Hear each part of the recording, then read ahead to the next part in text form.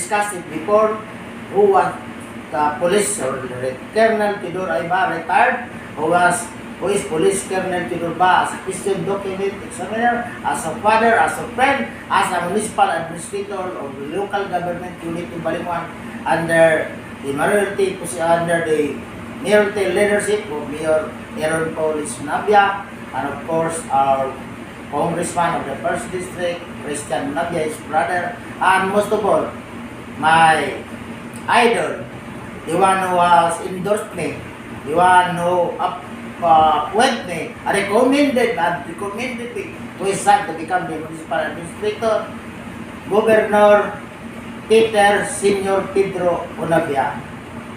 Now, I will proceed while I have now this kind of leading people. So, despite of all now the good, a better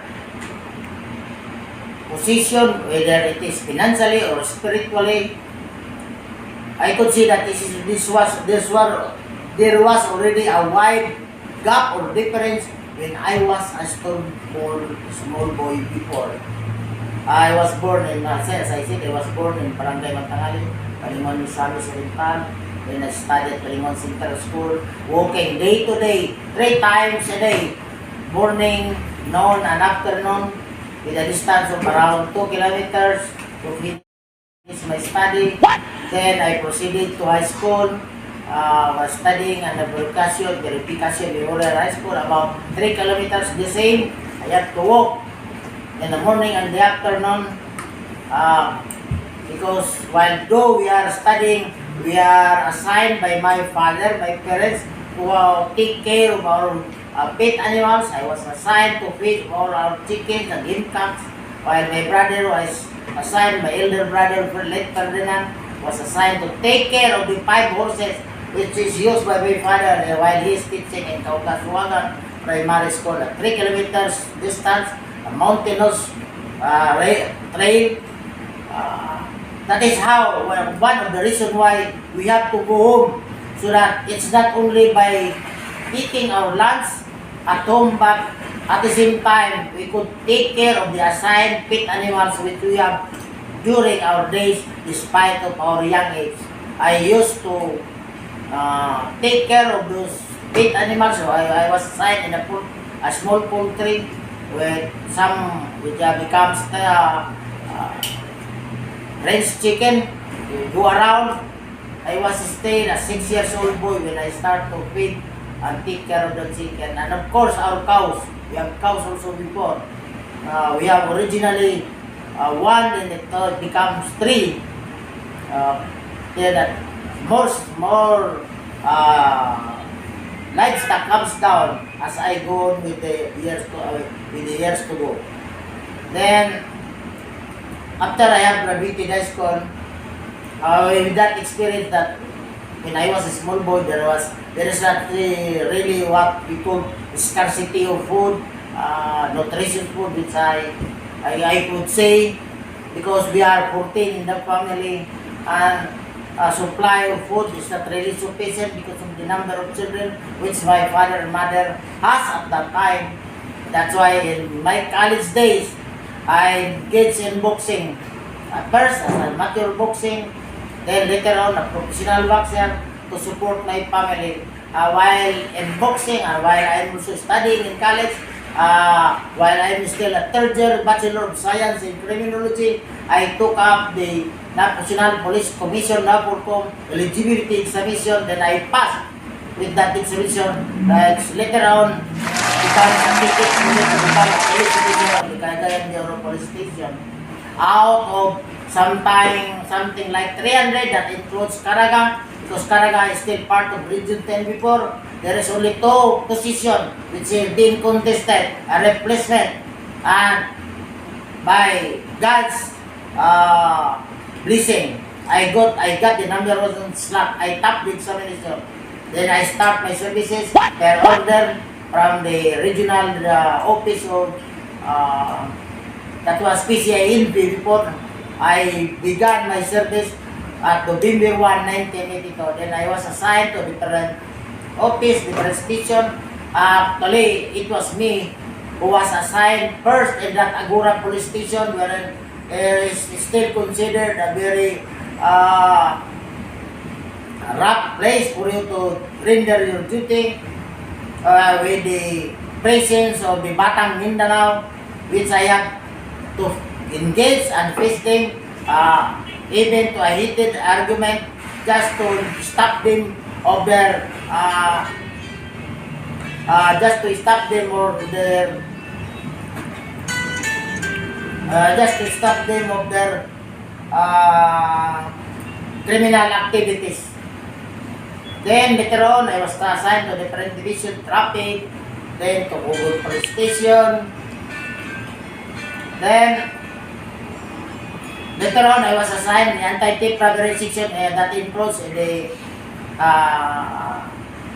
Intelligence Special Operation Group ISO, wherein I have to do my best to shoot to my superior officers, the late Eleuterio Dudong Amura, was popularly known as the Aguila, that I am qualified and capable of being in the group because the elite group, the Cagayan de Oro Police Station, assigned task to solve heinous or sensational crime. That's why in my assignment as part of the Internal Intelligence Special Operation Group, I have solved crimes committed by unknown suspect. This is crime like robbery, thief, pickpocketing, and everything is nothing, which I find it also very interesting, which for me, it is a challenge if you want to become a police officer who will be performing the best so that you can serve the best also to the people the city of Cagayan de Oro. I have solved several cases that include sacks of onion, that include thousands of pesos at Agura Fish Landing area before. Then I snatching case at Pugon, wherein a city employee was being snatched at the eve of Christmas season. I have solved it only within 24 hours.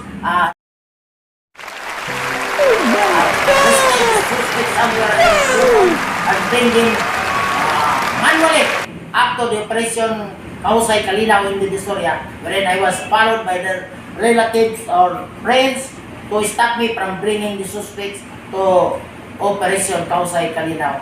At this point, I would say that I am very much interested. That's why when I am a municipal local government administrator in Balingwan, I would always emphasize to the police officers here in Balingwan that no matter what, if you are really interested to solve and to do your job, it's not a problem when you want to perform your job in the best that you can.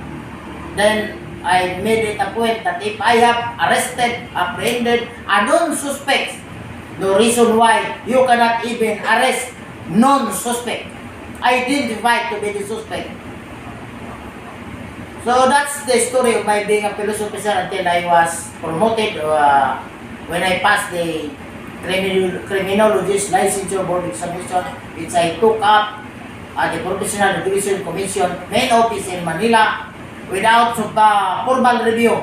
It is only based on my work experience and continuous living, and of course my trust in the Lord. That was the Lord said, if you are a good man, nobody can put you down, and if the Lord is with me, who will be against me? Then I proceeded to Manila at the PRC.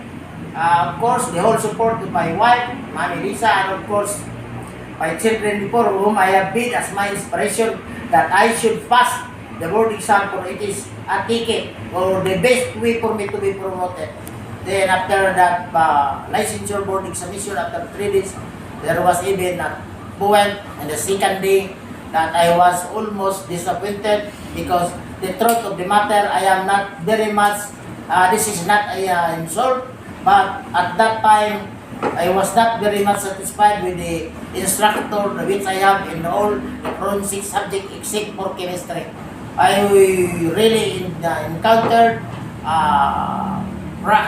it is really a problem to me on that day on how to answer the question. However, God has blessed me. I was really fortunate because after the result has come out, 3 months or 5 months after, I was one of those who passed the TRC licensure board, criminology board examination.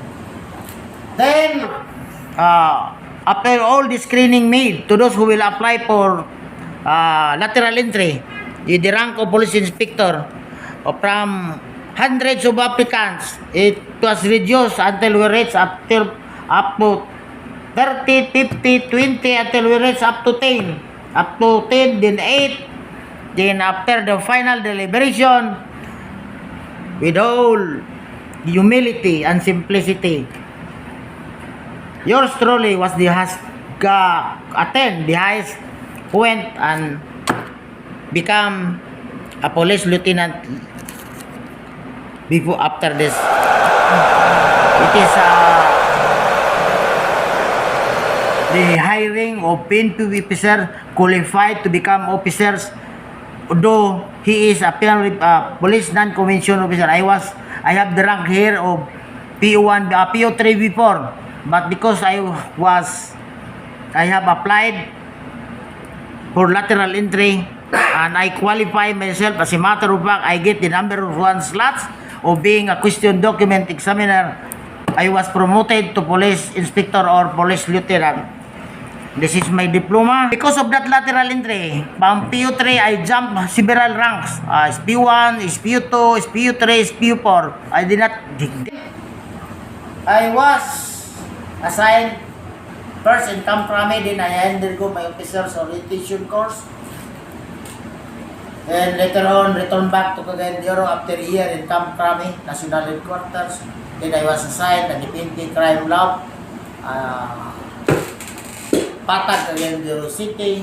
Then later on, after 3 years, whenever I was promoted, I had to undergo mandatory basic training so that whenever a promotion would come, I will no longer be in the problem of what would be the basic requirements before you will be promoted, because that includes length of service, eligibility, and the mandatory career training course.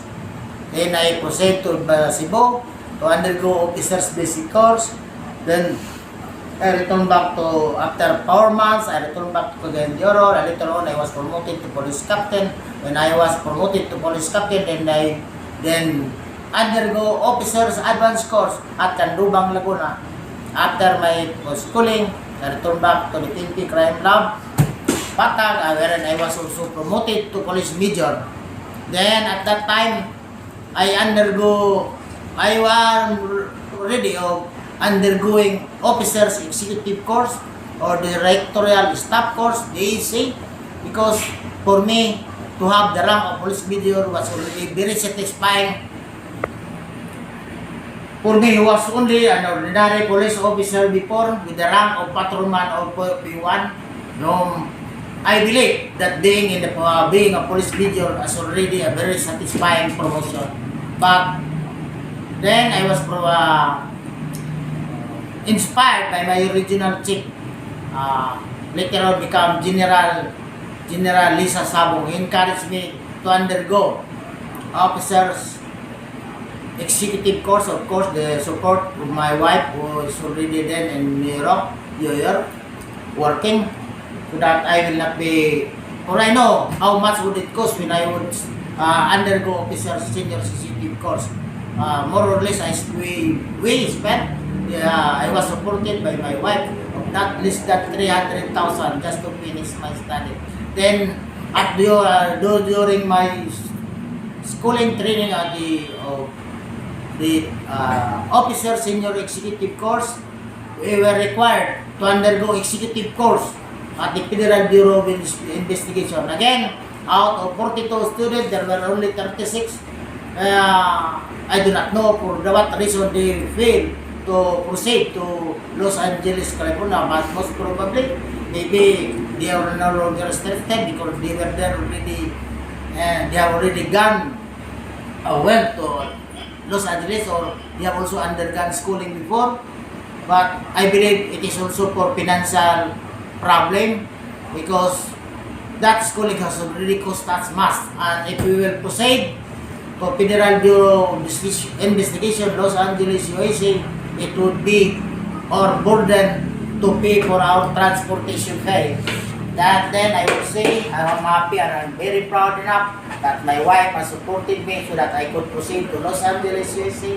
And even after that seminar at the Federal Bureau of Investigation, one of the most prestigious international police, we were given break and I immediately proceeded to New York, and it was the first time that boy from Mantangali, Balingwan, Misamis Oriental, who happened to get even inside at the Federal Bureau of Investigation, as then again at the Kennedy Airport, then proceed to New York City. I can disembark at New York. That young boy from Mantangali, Balingwan, Misamis Oriental, oh, so poor was that finished his study to self-supporting, being a self-supporting student, is now in New York to see his wife. Then I stay with my wife for about 2 weeks. Then I return back to Los Angeles, USA. Then proceed back to our home country, Manila. Then proceed back to my assignment. And then it's at that time, because of my being a graduate of the Officers Executive Course or the Directorial Staff Course, I was assigned and being part of my promotion to become the Regional Chief of the PNP Crime Lab, Region 11, based in Davao City. There I stayed there for almost 2 years until my retirement way back September 15, 1954, wherein it is a compulsory retirement after I reached the age of 56, which is also the mandatory retirement age of a police officer. Then the rest is already a story. Somebody approached me, convinced me to join police. Of course, to establish a relationship with my asset. I stayed there for almost 5 months, to include a month to my stay in Chicago, wherein my son-in-law, of course, at the time my daughter was still here in the Philippines. I went to Chicago and stayed there for almost a month before I returned back to the Philippines, to return back to my country and to my home place. But fortunately, when I arrived here, it is a God's blessing that my pension was being doubled after it was approved by the former president through the recommendation of the former Senator Ping Lacson, and then approved by most President Rodrigo Digong Duterte. As a matter of fact, I met him when he was a vice mayor, when I was the regional chief, and of course at that time it was now the vice president Sara Duterte was the mayor of Davao City. We see once again when the PNP Crime Lab, while I was already serving as municipal administrator, a PNP Crime Lab of Davao City become a bigger crime lab, which will now entertain all heinous sensational crime that involves technical laboratory examination. There I meet again my former comrades, my former personnel of the PNP regional mate. Again, Vice Mayor, now President,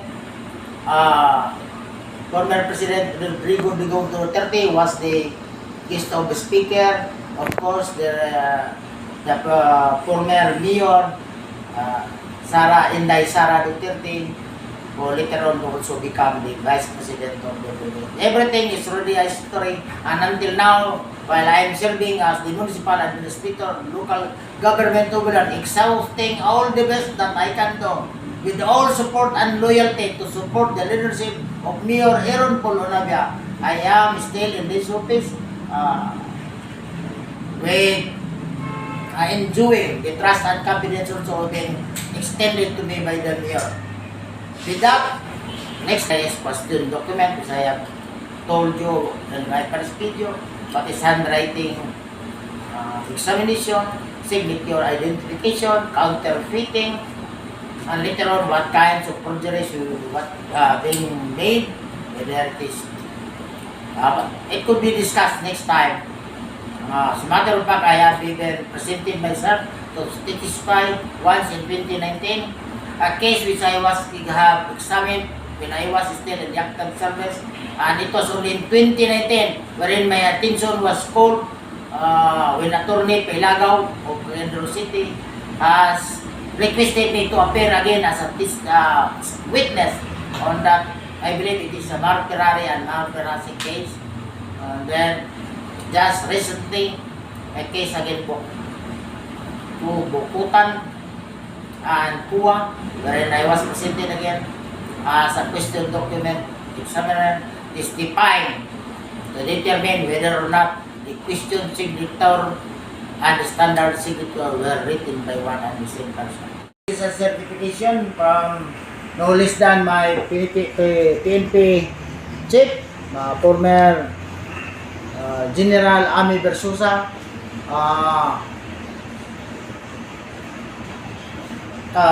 issuing the certificate that I have undergone the criteria under the international standard organization of being a forensic question document examiner. ISO.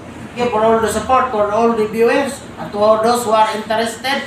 When I will later on, I will be discussing more about on question document, and I hope you will enjoy the view. Good luck and God bless us all.